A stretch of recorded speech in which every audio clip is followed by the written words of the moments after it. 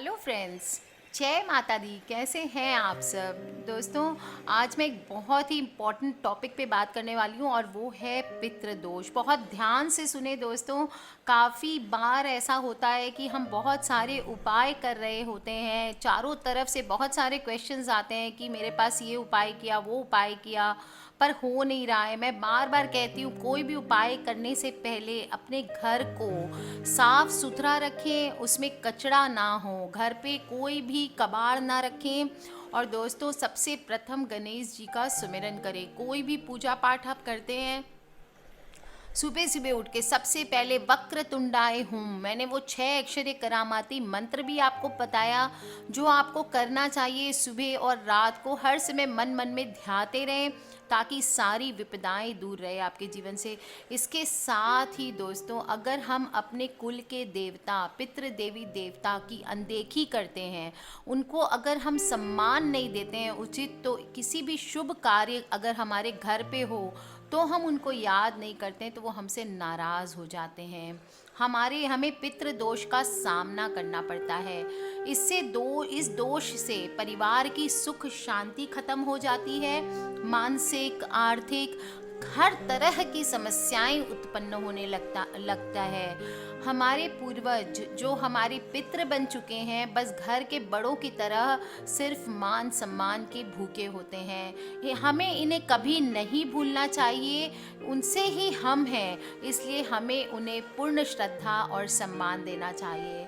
दोस्तों, काफ़ी बार ऐसा होता है, पितृ दोष का सामना करना पड़ता है जिसके हमें पता भी नहीं चलता कि हम किस चीज़ की सज़ा भुगत रहे हैं। आजकल वैसे मॉडर्न युग में, जनरेशन में आध्यात्म से लोगों का रिश्ता टूटता जा रहा है। मुझे नहीं लगता वैसे सबका टूट रहा है, क्योंकि जो हमारे चैनल को सुन रहे हैं उनमें आज भी आध्यात्म का रिश्ता वैसे का वैसे बना हुआ है। दोस्तों, फिर भी जिन लोगों के साथ टूट रहा है, उनके लिए मैं बता रही हूँ, जुड़ के रहें दोस्तों। छोटी छोटी चीज़ें होती है जिसकी वजह से हम अपनी मुसीबतों को दूर करते रहते हैं और हमें मालूम भी नहीं पड़ता है। ये रूढ़िवादिता नहीं है, बल्कि जागृत देवता होते हैं। हमारे पितर हमारे जागृत देवता होते हैं, और साक्षात हमारे रास्ते में अगर कुछ अनिष्ट होने वाला होता है तो वो आके खड़े हो जाते हैं। पितृदोष के कारण बहुत सी समस्याओं को झेलना पड़ता है, जिसमें विवाह ना होने की समस्या, वैवाहिक जीवन में कलह रहना, एग्जाम्स में बार बार फेल होना, नशे का आदी हो जाना, नौकरी का ना लगना या छूट जाना, गर्भपात या गर्भ धारण की समस्या होना, बच्चे की अकाल मृत्यु हो जाना, मंद बुद्धि बच्चे का जन्म लेना, निर्णय ना ले पाना और अत्यधिक क्रोधी हो जाना। ज्योतिष विद्या में सूर्य को पिता का और मंगल को रक्त का कारक माना गया है। जब किसी व्यक्ति की कुंडली में ये दो महत्वपूर्ण ग्रह पाप भाव में होते हैं, तो व्यक्ति का जीवन पितृदोष के चक्र में फंस जाता है। हिंदू शास्त्रों में ये बताया गया है कि मृत्यु के बाद पुत्र द्वारा किया गया श्राद्ध कर्म ही मृतक को वैतरणी पार करवाता है, और इसीलिए ऐसा माना गया है कि जिस व्यक्ति का अपना पुत्र ना हो, उसकी कभी आत्मा मुक्त नहीं हो पाती, और इसी वजह से काफ़ी लोग पुत्र की कामना भी करते रहते हैं। दोस्तों, जातक का लग्न और पंचम भाव में सूर्य, मंगल, शनि का होना, या अष्टम या द्वादश भाव में बृहस्पति और राहु का होना पितृदोष के कारण संतान होने में बाधा आती है। बहुत सारी चीज़ें होती है दोस्तों, अगर मैं बताऊं आपको तो बताते रह जाऊं। बेसिक चीज़ें मैं बता देती हूँ क्यों होता है पितृदोष।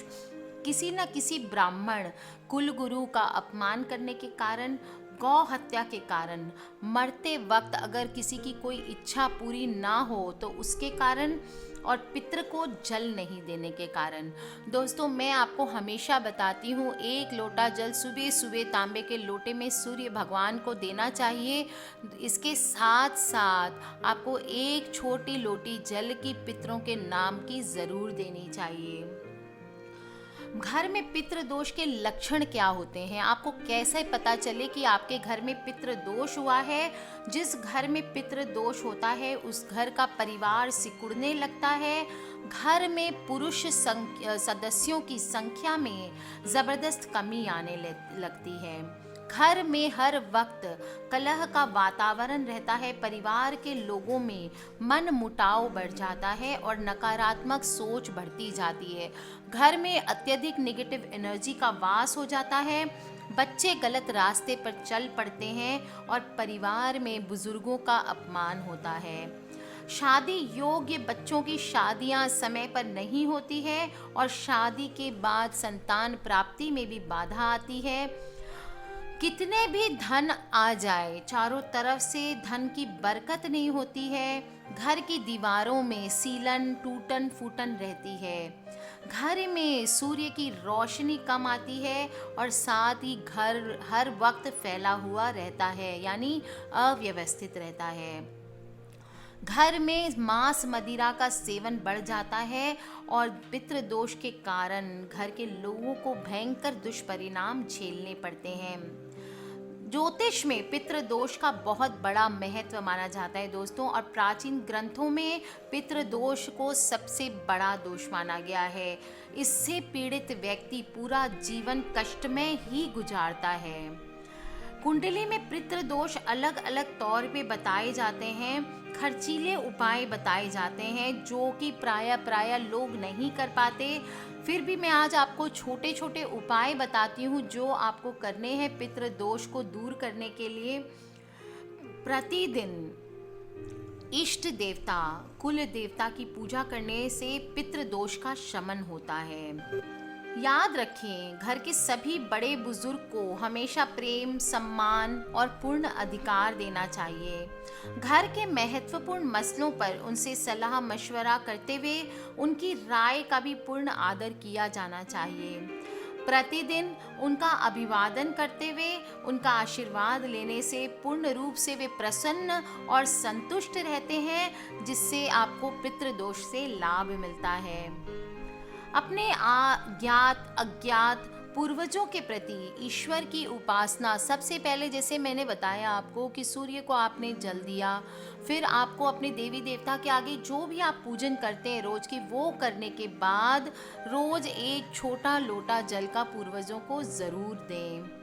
सोमावती अमावस्या यानी अमावस जो सोमवार के दिन आती है, मंडे के दिन आती है, उस दिन दूध की खीर बनाकर पितरों को अर्पित करने से भी इस दोष में कमी होती है।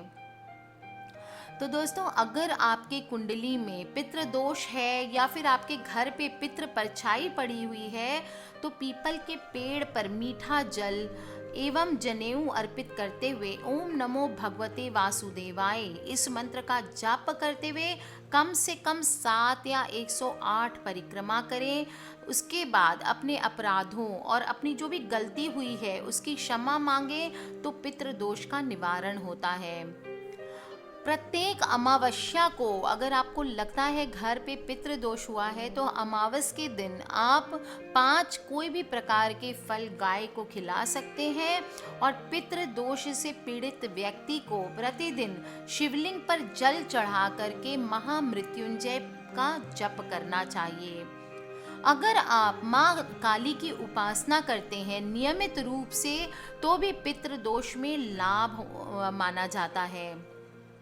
दोस्तों, आप चाहे कोई भी धर्म के हों, घर में भोजन बनाने पर सर्वप्रथम पितरों के नाम की खाने की थाली अलग निकालकर गाय को खिलाने से उस घर में पितरों का सदैव आशीर्वाद बना रहता है। घर के मुखिया को भी चाहिए कि वो अपनी थाली से पहला ग्रास पितरों को नमन करते हुए कौओं के लिए अलग निकाल कर रख दे। पितरों के नाम का घर में दीपक जलाना, अगरबत्ती जलाना, प्रातःकाल पूजा के समय ओम सर्वेभ्यो पितरेभ्यो नमो नमः इस मंत्र का 21 बार आप उच्चारण करें।